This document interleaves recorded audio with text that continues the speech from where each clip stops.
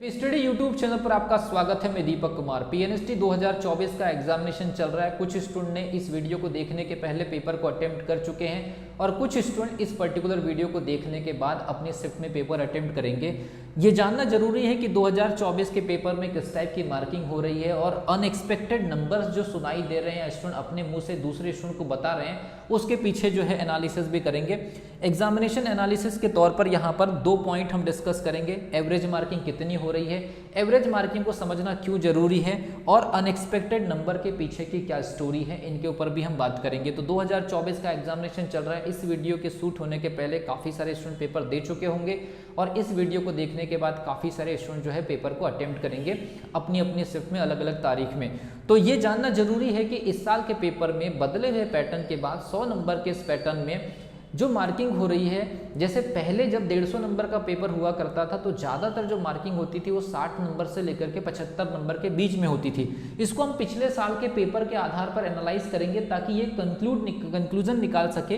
कि इस साल के पेपर में 100 नंबर के पेपर में हम कितना नंबर लेकर के आए, ताकि उस पर्टिकुलर पुराने पैटर्न से वो मैच कर सके और हमारा एनालिसिस जो है वो सटीक बैठ सके। तो पहले का अगर हम बात करें, जब पुराना पैटर्न होता था, 150 नंबर का पैटर्न होता था, तो मैक्सिमम जो कैंडिडेट होते थे 60 नंबर से लेकर के 75 नंबर के बीच में लेकर के आते थे और अलग अलग कैटेगरी में 60 नंबर से 75 नंबर के बीच में जो सिलेक्शन है वो तय हो जाता था। तो याद रखिए, पुराने पैटर्न में जब 150 नंबर का पेपर हुआ करता था तो उसमें 60 नंबर से 75 नंबर के बीच में मैक्सिमम जो स्टूडेंट है वो स्टूडेंट यहाँ पर मार्किंग करते थे। अब ये मैं क्यों बता रहा हूँ, इसके पीछे भी एक कारण है, क्योंकि इस बार 100 नंबर का पेपर कंडक्ट हुआ है। तो जब 150 नंबर का पेपर कंडक्ट होता था तो 60 नंबर से लेकर के 75 नंबर के बीच में लगभग 90% जो स्टूडेंट है जिनका सिलेक्शन हो जाता है, मैं बात कर रहा हूँ जो स्टूडेंट सेलेक्ट हो जाते थे, उसमें से 90% जो स्टूडेंट होते थे इस पर्टिकुलर रेंज में फंसे हुए होते थे। और 75 प्लस के बाद 75 से ऊपर जो स्टूडेंट नंबर लेकर के आते थे उनकी संख्या 10% से 12% के आसपास होती थी। मतलब 60 नंबर से लेकर के 75 नंबर लाने वाले या इनके बीच में जो नंबर लाते थे उनकी संख्या 85 से लेकर के 90% होती थी जो कि सिलेक्ट हो जाते थे। हम बात कर रहे हैं जो स्टूडेंट सिलेक्टेड होते थे उनके ऊपर, तो लगभग 85 से 90% स्टूडेंट के नंबर 60 से 75 के बीच आते थे और लगभग 10% से 15% जो स्टूडेंट है वो 75 नंबर को क्रॉस करते थे। तो जो स्टूडेंट 75 नंबर के ऊपर क्रॉस करते थे उनका तो श्योर सिलेक्शन होता था। लेकिन अब इस बार जो पेपर कंडक्ट हो रहा है, क्योंकि 100 नंबर का पेपर है, पेपर बदला है, पैटर्न बदला हुआ है, केवल 1 महीने का आपको स्टडी का टाइम मिला था, तो उस आधार पर अब हम कैसे एनालाइज करें इस चीज़ को, तो मैं आपको बता दे रहा हूँ। जिस प्रकार से स्टूडेंट से बात करने के बाद जो डेटा मेरे पास में आते रहते हैं, डेली मैसेजेस आ रहे अलग अलग शिफ्ट में जब पेपर कंडक्ट होते हैं, उसके आधार पर मैं बता रहा हूँ, हम कंपैरिजन इसके आधार पर करेंगे। तो जो नई जो मार्किंग हो रही है 100 नंबर के पेपर में, उसके हिसाब से ये वाली रेंज पिछले कई सालों तक के ये वाली रेंज सिलेक्टेड स्टूडेंट की रही है और 75 प्लस जो मार्किंग होती थी वो तो श्योर सिलेक्शन होता था हमेशा के लिए। लेकिन पेपर 150 का होता था, अब पेपर 100 नंबर का है। ऐसी स्थिति में आपको बता दे रहा हूँ, लगभग 45 से लेकर के 58 मार्क्स, याद रखिएगा, लगभग 45 नंबर से लेकर के 58 नंबर, या इसको आप अप्रॉक्सीमेट 59-60 नंबर भी मान लीजिए, 59-60, तो 45 से लेकर के 58 मार्क्स,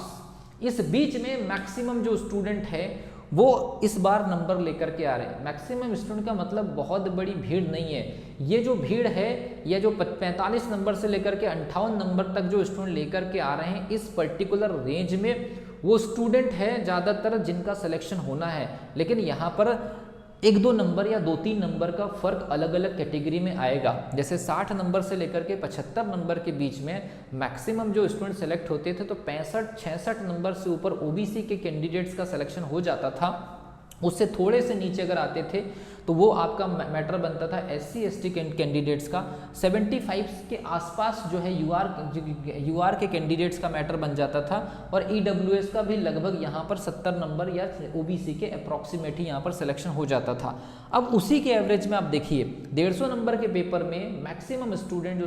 सेलेक्ट होते थे 85% से 90% स्टूडेंट इस रेंज में फंसे होते थे और काउंसलिंग के अंतिम राउंड तक के इन स्टूडेंट का अलग अलग कैटेगरी में सिलेक्शन हो जाता था। जब पूरा एग्जाम एग्जामिनेशन हो जाएगा, पूरा एनालिसिस हो जाएगा, तो आगे कट ऑफ को लेकर के अप्रॉक्सीमेट जो कट ऑफ होगा उसको लेकर के वीडियो में अलग से दूंगा। लेकिन एक अनुमान यहाँ पर बता रहा हूँ कि 45 नंबर से लेकर के 58 नंबर तक के वो स्टूडेंट हैं जिनका सिलेक्शन होना है। लेकिन फिर बात वही है कि कोई कैंडिडेट 45 नंबर अगर लेकर के आ रही है तो उसका श्योर सिलेक्शन है वो डिपेंड करेगा कि उनकी क्या कैटेगरीज है। तो जैसे यहाँ 60 नंबर से लेकर 64 नंबर के बीच में SC ST कैंडिडेट्स के सिलेक्शन हो जाते थे, वैसे यहाँ पर 45 की रेंज से ये सिलेक्शन जो है स्टार्ट हो सकता है इस साल, क्योंकि 2 एग्जामिनेशन हुए हैं, ANM का भी हुआ है और PNST का भी। और ANM एग्जामिनेशन में कई स्टूडेंट के अच्छे नंबर है लेकिन PNST में नहीं है, कई स्टूडेंट के PNST में अच्छे नंबर है लेकिन ANM में नहीं है। तो इस फ्लक्चुएशन की वजह से भी इस बार का जो सिलेक्शन जो पैटर्न है वो बदलेगा।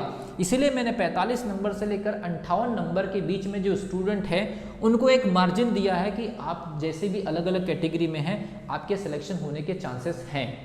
दूसरी सबसे बड़ी चीज, अब ये 45 नंबर को आप 45% मानिए, 150 नंबर का 45%, 150 नंबर का 45% अगर आप निकालते हैं तो वो लगभग 65 नंबर या 66 नंबर के आसपास जाएगा। और 150 नंबर का लगभग अगर आप 60% निकालेंगे या 58% भी अगर आप निकालेंगे तो ये मामला सीधे सीधे हो जाता है आपका 85 से ज़्यादा। तो आप सोचिए कि 45% और 58%, 45% का मतलब पुराने पैटर्न के आधार पर ये 67-68 के आसपास होता, और 58% के हिसाब से ये पिछले साल के पैटर्न के हिसाब से लगभग 88 से 90 नंबर के आसपास होता। और 88 से 90 नंबर के बीच में तो श्योर सिलेक्शन हमेशा होता रहा है। लेकिन फिर भी मैं बता रहा हूँ कि 45 से लेकर के 58 नंबर के बीच में जो स्टूडेंट है, अगर आपकी कैटेगरी उस चीज़ को फेवर करती तो यहाँ पर सिलेक्शन की स्थिति बनने वाली है। मैंने पहले भी कहा है, फैक्टर मैं आपको बता दे रहा हूँ, फैक्टर है ANM का एग्जामिनेशन। कई ऐसे कैंडिडेट है जिनका PNST में सिलेक्शन नहीं होगा, उनका ANM में सिलेक्शन होगा, क्योंकि कई ऐसे डेटा मेरे पास में अवेलेबल है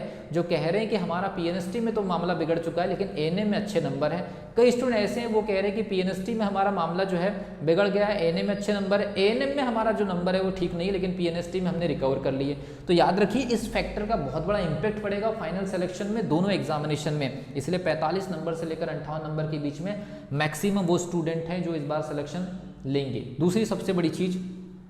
हाँ, इसके अलावा जो 58 नंबर से ऊपर नंबर लेकर के आएंगे, 60 नंबर से ऊपर नंबर लेकर के आएंगे, उनका श्योर सिलेक्शन होगा इस बार 100 नंबर के पेपर में। PNST 2024 में जिन स्टूडेंट के 60 नंबर, 58 प्लस 61 इस टाइप के नंबर अगर आपके आ रहे हैं, आप बिल्कुल श्योर रहिए, नॉर्मलाइजेशन में आपको कोई बड़ा नुकसान नहीं होना चाहिए, आपका श्योर सिलेक्शन जो है होने वाला है। अगर आपने इस 58 की रेंज को अगर क्रॉस कर लिया है तो चाहे आप किसी भी कैटेगरी के हो। देन उसके बाद बात करते हैं अनएक्सपेक्टेड नंबर। कुछ ऐसी भी चीज़ें यहाँ पर सुनने को मिल रही है कि कुछ स्टूडेंट के 98 मार्क्स हैं,